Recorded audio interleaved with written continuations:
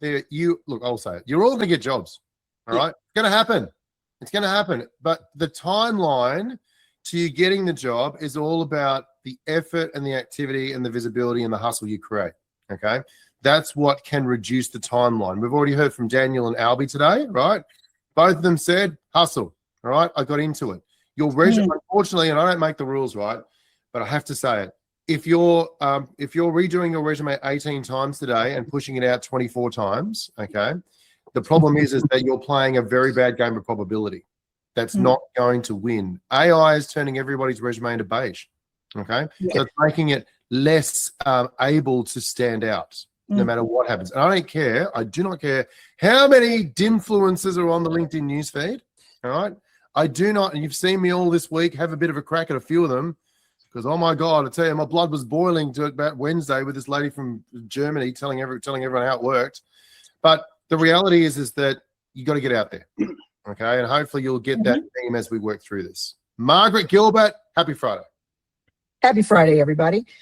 Susan, one question I wanted to ask you is there something that you did or something you put effort into that you wish you hadn't and wasted the time? Something that, in hindsight, you invested or you did or you tried that was a waste, and if you had it to do over again, you wouldn't do it? Because I think sometimes we all try everything hoping that something's going to stick. And I was just wondering if you had any recommendations for what not to do to keep focused on the things that were productive and positive. Yeah, that's a good question. So I think Trevor might have mentioned this before plenty of times, trawling through LinkedIn and Seek every week on the job ads, and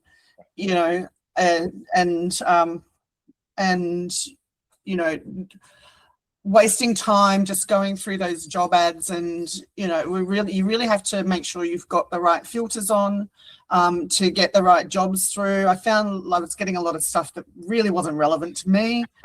So setting up time, taking the time to set up those filters, but not spending every day on LinkedIn and Seek looking for jobs. Spend more time connecting in with people who know people in the jobs where the jobs are, which is what Trevor has said in the past. I found that really valuable to go out and actually have coffee with people who knew where the jobs were and could help me find the right jobs. So yeah. Thanks. That's good okay. advice. Good advice. Cats, happy Friday. Happy Friday. Can you hear me okay? Yeah. Oh, yeah. Loud and clear.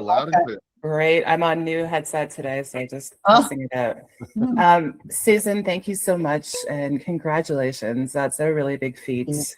I'm currently actually health sector project manager looking for a role. And Bupa seems amazing but intimidating.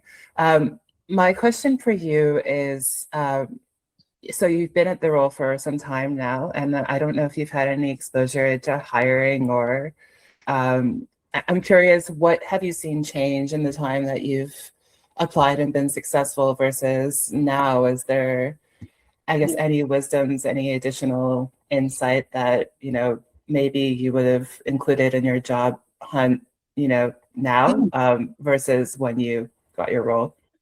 Yeah, so when I got my role 10 weeks ago, the team that I came into had restructured. Like within a couple of weeks before, they would have hired me the week that they restructured, and the guy that hired me left the week I started. So, that was quite difficult. So I've come into it with very little handover, and but I think that they knew from the interview with me that I would handle that okay, and I did. And it's taken me a little bit longer to get my head around the technology, and I've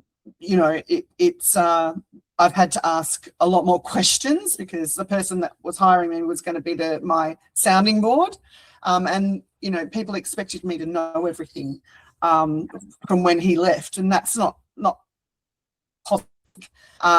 So from a hiring perspective, Bupa were very good at how their hiring process. They've got very positive talent acquisition managers. They follow up.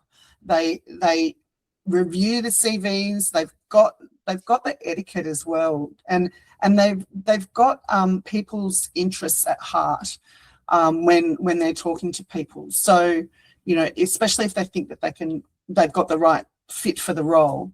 They do a lot of vetting of the applications. I know that there's a project manager role, digital project manager role at Bupa that's up at the moment.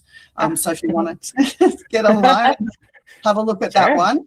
It's not within my area, so I really can't influence that, but I have people forward to other roles that were in the customer experience team.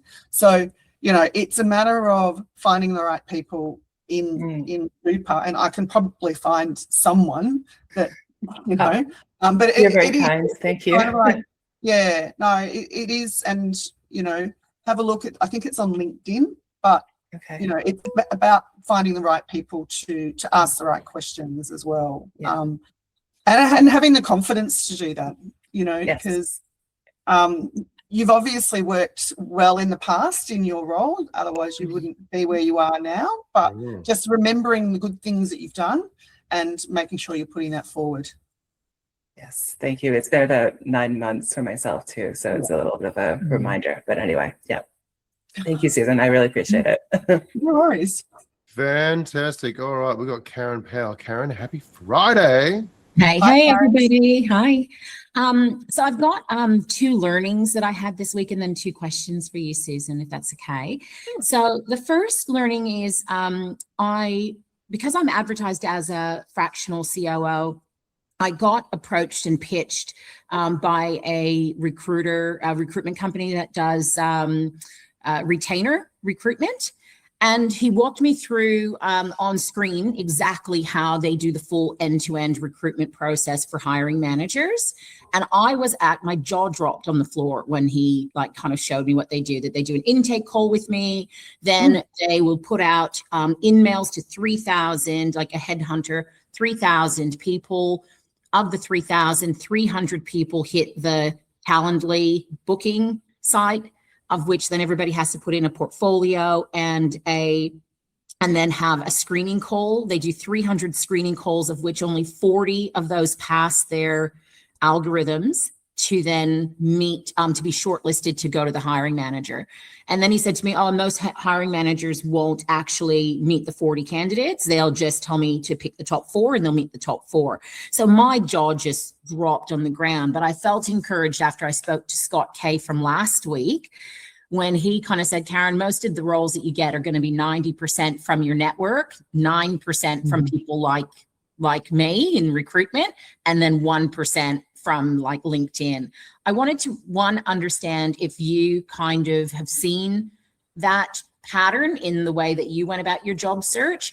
And then the second question is, how many interviews did you actually do? Like, I'm just curious if the first guy's way of working, if you've seen that trend or pattern of people in-mailing you and then you either get crickets, or if you found that, the human element was kind of lacking in some of the engagements you've had. And obviously Bupa's was far better and more human.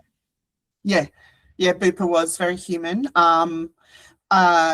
With regards to I have seen that pattern. So, most of the interviews I had, all but one, or company, or most of the companies that I went to, all but one, I knew someone there, and or someone else knew someone there. So Trevor actually referred me to someone at the local council that he'd worked with in the past, and she was in talent acquisition there. Lovely person. Obviously, it would have been a great role for me, but I didn't have the industry experience. So I have seen that it's more about who you know, or who you can find out who works in the company. So even if you put out an application and you know someone in your network who knows someone there, you can ask that question, and generally they will connect you. And I get crickets. I got a lot of crickets from the job applications that I did through LinkedIn and Seek. It was, you know, and I'd follow them up and I'd get crickets from the follow-ups. You know, sometimes the recruiters would